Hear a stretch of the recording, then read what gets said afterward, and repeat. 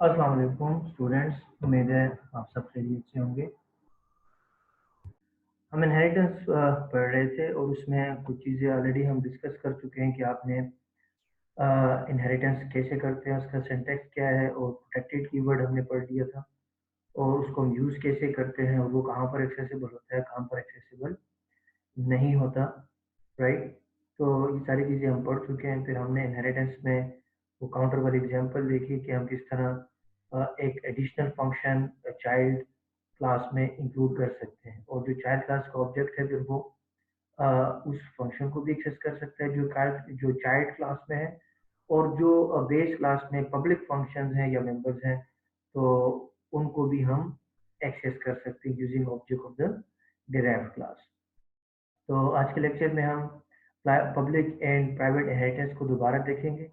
मैंने जो कल आपको इससे पिछले लेक्चर में जो आपको लास्ट एग्जांपल में बताया था कि हम क्लास एक्सेस स्पेसिफिकेशन जो है वो हम मेंशन कर सकते हैं जब हम इनहेरिटेंस करते हैं, पब्लिक इनहेरिटेंस, प्रोटेक्टेड इनहेरिटेंस या प्राइवेट इनहेरिटेंस। तो आज के क्लास में वही प्रोग्राम जो मैंने आपको लेक्चर में भी समझाया था, आज मैं आपको दोबारा उसका एक रिव्यू दूंगा। उसके बाद जाके फिर हम कंस्ट्रक्टर और डिस्ट्रक्टर को पढ़ेंगे कि हम किस तरह अगर बेस क्लास में कंस्ट्रक्टर है तो सिमिलरली हम डिराइव्ड क्लास में भी कंस्ट्रक्टर को यूज कर सकते हैं और उसमें एग्जीक्यूशन फिर कैसी होगी उसको हम चेक करेंगे। ठीक है, और उसके बाद है एक एग्जांपल कंस्ट्रक्टर इनहेरिटेंस, एग्जांपल को चेक करेंगे और उसके बाद होगा एक और example passing arguments to base class constructor. ठीक है, अगर हम ड्राइव क्लास के कंस्ट्रक्टर में मौजूद हैं तो ड्राइव क्लास के कंस्ट्रक्टर से हम बेस क्लास का कंस्ट्रक्टर कैसे कॉल करेंगे, तो ये सारे टॉपिक्स इंशाल्लाह आज के लेक्चर में हम कवर करेंगे इंशाल्लाह। So public in private inheritance, public inheritance क्या है? Objects of the derived class are able to access public member functions of the base class from main function करके एग्जांपल में हमने देखा था कल या परसों जो जब हमने लास्ट लेक्चर लिया था उसमें मैंने आपको बताया था जब आप पब्लिकली इनहेरिट करते हैं तो जो डिराइव्ड क्लास के फिर ऑब्जेक्ट्स होते हैं वो बेस क्लास के पब्लिक फंक्शन को भी फिर एक्सेस कर सकते हैं अगर आपने पब्लिकली डिराइव किया है। क्यों? क्योंकि वो जो उसके फंक्शंस होते हैं बेस क्लास के वो डिराइव्ड क्लास के पब्लिक मेंबर्स बन जाते हैं अगर आप पब्लिकली इनहेरिट करते हैं। और अगर आप प्राइवेटली इनहेरिट करते हैं objects of the derived class can not access public member functions of the base class. और अगर आप प्राइवेटली डिराइव करेंगे तो फिर डिराइव्ड क्लास का जो ऑब्जेक्ट होता है वो बेस क्लास के पब्लिक मेंबर फंक्शंस को भी एक्सेस नहीं कर सकता। उसकी वजह मैंने आपको बताई थी वो क्या है कि चूंकि आपने प्राइवेट लिखा है इनहेरिटेंस करते वक्त तो प्राइवेट जो है जो उसके बेस क्लास के जो प्रोटेक्टेड होते हैं और पब्लिक होते हैं वो भी चाइल्ड क्लास के प्राइवेट मेंबर बन जाते हैं और प्राइवेट मेंबर जो है फिर उसका ऑब्जेक्ट एक्सेस नहीं कर सकता। तो ये एग्जांपल हमने लाइव सेशन में हमने इसको डिस्कस किया था। क्लास ए थे हमारे पास, फिर क्लास बी को हमने डिराइव किया था पब्लिकली फ्रॉम ए और फिर क्लास सी को डिराइव किया था पब्लिकली फ्रॉम प्राइवेटली फ्रॉम ए। और उसमें हमने डिस्कस किया था कि जब आप पब्लिक लिखते हैं तो यहाँ से दो चीज़ें हमेशा के लिए जेल में रखें, दो चीज़ें डिराइव होती है, कौन कौन सी? एक प्रोटेक्टेड और एक पब्लिक। तो प्रोटेक्टेड भी डिराइव होगा, पब्लिक भी डिराइव होगा, लेकिन किस एक्सेस स्पेसिफिकेशन के नीचे डिपेंड करता है कि आपने क्लास एक्सेस स्पेसिफिकेशन इनहेरिटेंस करते वक्त क्या मेंशन किया। तो यहाँ पे पब्लिक है तो पब्लिक की वजह से प्रोटेक्टेड प्रोटेक्टेड ही रहेगा और पब्लिक पब्लिक बन जाएगा। तो ये दोनों जो है प्रोटेक्टेड ए और पब्लिक डेटा ए ये यहाँ पर इनहेरिट हो जाएंगे, राइट? तो इसीलिए ये दोनों जब आप एक्सेस कर रहे हैं तो आपको कोई एरर नहीं है, लेकिन प्राइवेट डेटा ए को आप एक्सेस नहीं कर सकते क्योंकि उसे हम डिराइव नहीं कर सकते। फिर हमने क्लास सी को देखा था, उसको प्राइवेटली की है तो प्राइवेट की वजह से ये दोनों मेंबर जो डिराइव हो रहे हैं क्लास ए की, प्रोटेक्टेड और पब्लिक, ये दोनों क्या बन जाएंगे? प्राइवेट बन जाएंगे। प्रोटेक्टेड भी प्राइवेट बन जाएगा और पब्लिक भी प्राइवेट बन जाएगा। तो ये दोनों इस क्लास के तो मेंबर बनेंगे, लेकिन कौन से मेंबर बनेंगे? प्राइवेट मेंबर बनेंगे, यानी कि प्राइवेट एक्सेस स्पेसिफिकेशन के नीचे ये दोनों मेंशन होंगे। तो जाहिर है जब हम ऑब्जेक्ट क्रिएट करेंगे ड्राइव क्लास का और हमने प्राइवेटली ड्राइव किया है तो हम इस पब्लिक मेंबर को जो कि क्लास ए का पब्लिक मेंबर है लेकिन इस क्लास का मेंबर बन चुका है, लेकिन ऑब्जेक्ट के जरिए इसको एक्सेस नहीं कर सकेंगे। क्यों? क्योंकि वो इस क्लास का प्राइवेट है और किसी भी क्लास का प्राइवेट हम ऑब्जेक्ट के जरिए एक्सेस नहीं कर सकते, सिर्फ पब्लिक को ही हम एक्सेस कर सकते हैं। तो ज़्यादा डिटेल में मैं आपको इस प्रोग्राम को दोबारा एक्सप्लेन नहीं करूँगा क्योंकि इस तकरीबन 40 मिनट में हमने इसको एक्सप्लेन किया था, राइट। और ये फिर हमने देखा था कि जब बी क्लास का ऑब्जेक्ट क्रिएट करते हैं तो बी क्लास के जरिए अगर आप प्राइवेट को एक्सेस करेंगे नहीं होगा, प्रोटेक्टेड को करेंगे वो भी नहीं होगा, क्योंकि ऑब्जेक्ट के जरिए आप सिर्फ और सिर्फ पब्लिक को ही एक्सेस कर सकते हैं। और सी क्लास में अगेन प्राइवेट और प्रोटेक्टेड दोनों एक्सेस नहीं होंगे, लेकिन इस केस में पब्लिक भी एक्सेस नहीं होगा। क्यों? क्योंकि ये पब्लिक डेटा ए जो है वो सी क्लास का प्राइवेट मेंबर बन चुका है प्राइवेट लिखने की वजह से, ठीक है। तो उसको भी हम एक्सेस नहीं कर सकते, ठीक है। तो ये इस पे भी सारों पे एरर होगा और यहाँ पर पब्लिक के केस में एरर नहीं होगा, बाकी इन दोनों पे भी हमें कंपाइलर एरर मेंशन करेगा। तो यहाँ तक का हम ऑलरेडी कवर कर चुके हैं पिछले लेक्चर में। तो इससे आगे है, अच्छा ये उसकी ग्राफिकल रिप्रेजेंटेशन है इसी प्रोग्राम की। क्लास ए है, क्लास सी और क्लास बी को पब्लिकली डिराइव किया है ए क्लास से। अब क्लास बी क्या एक्सेस कर सकता है क्लास ए में? क्लास जो है हमेशा जेल में रखें, प्रोटेक्टेड को एक्सेस कर सकता है और पब्लिक को एक्सेस कर सकता है, ठीक है। तो पब्लिक भी एक्सेस होगा, प्रोटेक्टेड भी होगा। लेकिन अगर आप इस क्लास का ऑब्जेक्ट यूज करेंगे तो इस क्लास का ऑब्जेक्ट जो है वो अपने क्लास का पब्लिक और बेस क्लास का पब्लिक एक्सेस कर सकता है अगर हमने पब्लिकली डिराइव किया है। और अगर हम क्लास सी में आ जाए तो अगेन क्लास सी भी प्रोटेक्टेड को भी एक्सेस कर रहा है और पब्लिक को भी एक्सेस कर रहा है, ठीक है। कोई भी क्लास, कोई भी डिराइव क्लास अपने बेस क्लास की दो चीजों को एक्सेस कर सकते हैं, प्रोटेक्टेड और पब्लिक। लेकिन अगर आप ऑब्जेक्ट क्रिएट करेंगे क्लास सी का तो वो सिर्फ और सिर्फ अपना ही पब्लिक एक्सेस कर सकेगा, क्लास ए का पब्लिक एक्सेस नहीं कर सकता। This is not allowed. क्यों? क्योंकि हमने प्राइवेटली डिराइव किया है इन दोनों को, जिसकी वजह से ये दोनों जो हैं इस क्लास सी के प्राइवेट मेंबर्स बन चुके हैं। अब आते हैं हम कंस्ट्रक्टर और डिस्ट्रक्टर की तरफ। बेस क्लास में कंस्ट्रक्टर तो हम ऑलरेडी पढ़ चुके हैं, लेकिन डिराइव क्लास में भी हम कंस्ट्रक्टर को यूज कर सकते हैं, ठीक है। तो उसकी एग्जीक्यूशन फिर कैसे होगी? गिवन है derive classes can have their own constructors and destructors. तो डिराइव क्लास में भी आप कंस्ट्रक्टर भी बना सकते हैं और डिस्ट्रक्टर भी बना सकते हैं। So when an object of a derive class is created, जब आप डिराइव क्लास का ऑब्जेक्ट क्रिएट करेंगे होगा क्या? हमने हमेशा पढ़ा है, मैंने आपको बताया भी था, जब भी आप ऑब्जेक्ट को क्रिएट करते हैं कंस्ट्रक्टर कॉल होता है। ये आपने ध्यान में रखना है, जब भी ऑब्जेक्ट को क्रिएट करेंगे, डिक्लेयर करेंगे, कंस्ट्रक्टर कॉल होगा। लेकिन अब बात आती है इनहेरिटेंस की। अगर आप डिराइव क्लास का ऑब्जेक्ट क्रिएट करते हैं तो कंस्ट्रक्टर तो दो किस्म के हैं, डिराइव क्लास का अपना कंस्ट्रक्टर और बेस क्लास का कंस्ट्रक्टर। अब कौन सा कंस्ट्रक्टर कॉल होगा? तो यहाँ पे गिवन है when an object of the derive class is created the base class constructor is executed first. तो सबसे पहले बेस क्लास का जो कंस्ट्रक्टर होगा वो एग्जीक्यूट होगा सबसे पहले, followed by the derive class constructor. उसके बाद डिराइव क्लास का कंस्ट्रक्टर जो है वो एग्जीक्यूट होगा। फॉर एग्जांपल अगर आपने क्लास स्टूडेंट है और उसके बाद क्लास अंडरग्रेड है और क्लास अंडरग्रेड का अपना ऑब्जेक्ट क्रिएट किया है अंडरग्रेड यू, तो यू लिखने की वजह से आपको पता है हमेशा कंस्ट्रक्टर कॉल होगा। अब डिराइव क्लास में भी डिफॉल्ट कंस्ट्रक्टर है और बेस क्लास में भी डिफॉल्ट कंस्ट्रक्टर है, तो कौन सा कंस्ट्रक्टर पहले कॉल होगा? तो जब आप यू लिखेंगे तो पहले बेस क्लास का डिफॉल्ट कंस्ट्रक्टर कॉल होगा, फिर डिराइव क्लास का डिफॉल्ट कंस्ट्रक्टर कॉल होगा। So when object of a derive class is destroyed, और अगर डिराइव क्लास का ऑब्जेक्ट डिस्ट्रॉय हो फिर क्या होगा? It's destructor is called first. फिर इसका जो डिस्ट्रक्टर होगा वो सबसे पहले एग्जीक्यूट होगा, ठीक है। फिर उसके बाद बेस क्लास का डिस्ट्रक्टर एग्जीक्यूट। तो डिस्ट्रक्टर के केस में ये ऑपोजिट है कि पहले डिराइव क्लास का डिस्ट्रक्टर कॉल होगा फिर बेस क्लास का डिस्ट्रक्टर कॉल होगा। लेकिन कंस्ट्रक्टर के केस में हमेशा पहले बेस क्लास का कंस्ट्रक्टर फिर डिराइव क्लास का कंस्ट्रक्टर। डिस्ट्रक्टर के केस में जब ऑब्जेक्ट डिस्ट्रॉय होने जा रहा है, उसका लाइफ टाइम खत्म होने जा रहा है, फिर कौन सा कॉल होगा? फिर सबसे पहले डिराइव क्लास का कंस्ट्रक्टर कॉल होगा डिस्ट्रक्टर, फिर बेस क्लास का जो कंस्ट्रक्टर है दैट विल बी कॉल्ड, ठीक है, वो कॉल होगा। तो ये एग्जांपल है, इससे हमें पता चल जाएगा कि कौन सा कंस्ट्रक्टर पहले कॉल होगा, कौन सा कंस्ट्रक्टर जो है वो बाद में कॉल होगा।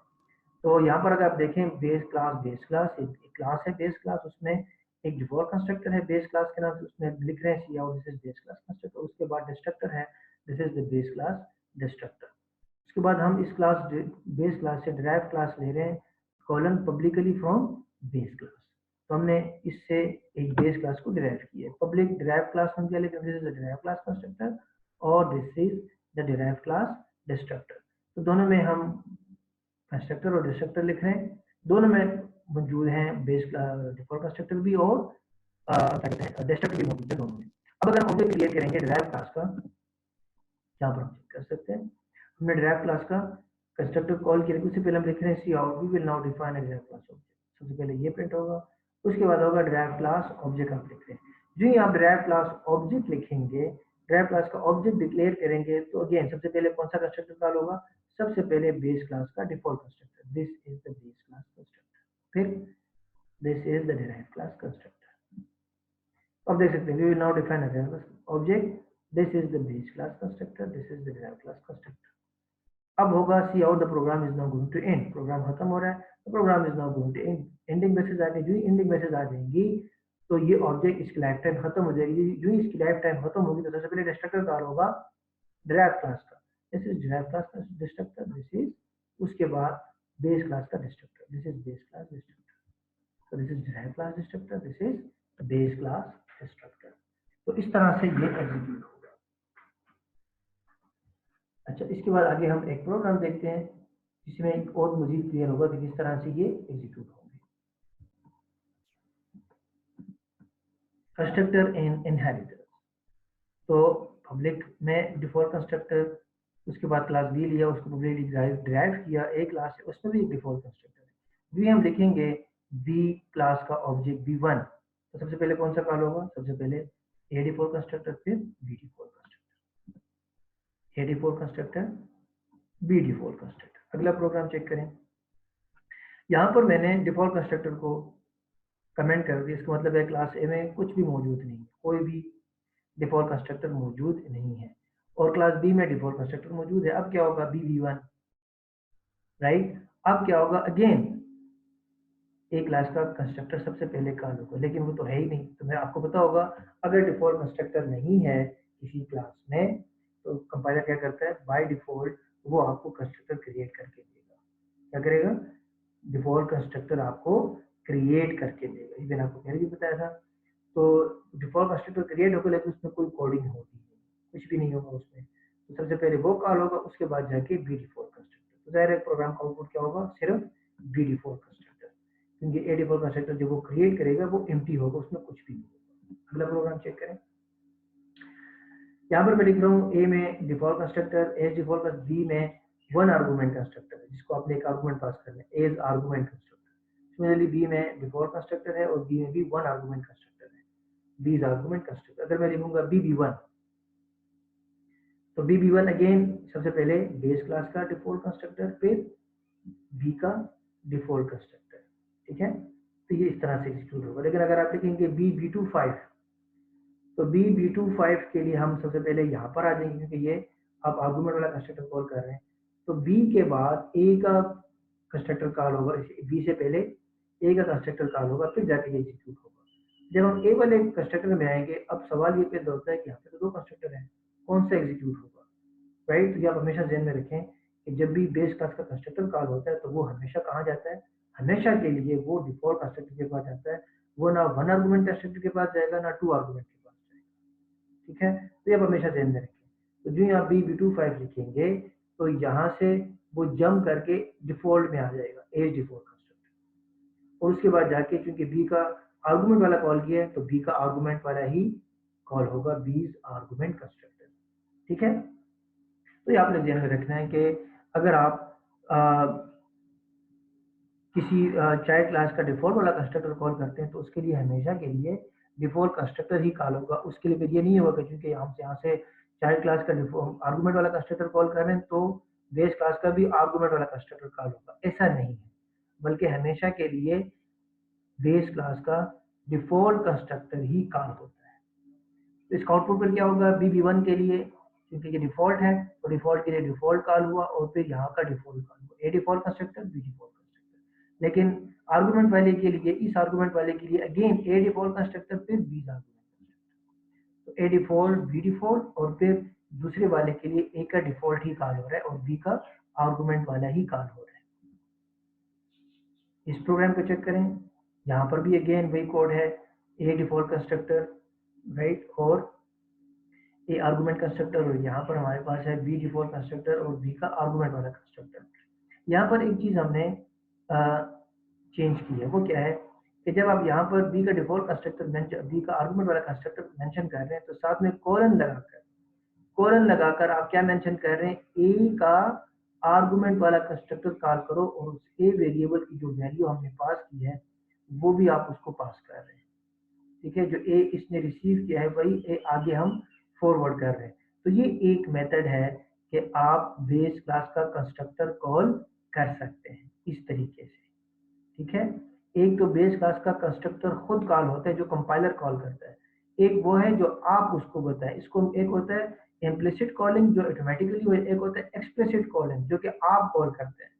तो अगर आप ये चाहें कि BB1 के लिए तो आपको पता ही है ए का डिफ़ॉल्ट कंस्ट्रक्टर कॉल होगा और फिर बी का डिफ़ॉल्ट कंस्ट्रक्टर कॉल, और अगर आप चाहते हैं कि जब मैं B25 लिखूं तो बी का आर्गुमेंट वाला कंस्ट्रक्टर तो कॉल हो रहा है, लेकिन ए का भी argument sorry default constructor call हो रहा है बी का, ए का भी आर्गुमेंट वाला कंस्ट्रक्टर ही कॉल हो, तो फिर वो आपने एक्सप्लिसिटली करना होगा। उसका तरीका यह है कि आपने कोलन लगाना है और ए क्लास का जो सा कंस्ट्रक्टर आपने कॉल करना है वो आपने मेंशन कर देना है। डिफ़ॉल्ट कॉल करना है तो इसको आपने खाली रखना है, वन आर्गुमेंट वाला कॉल करना है तो वन आर्गुमेंट में जो भी वैल्यू आप पास करेंगे, 5 पास करेंगे तो 5 पास होगा, ए पास करेंगे तो ए की वैल्यू पास होगी, 10 पास करेंगे तो ए को 10 ही पास होगा।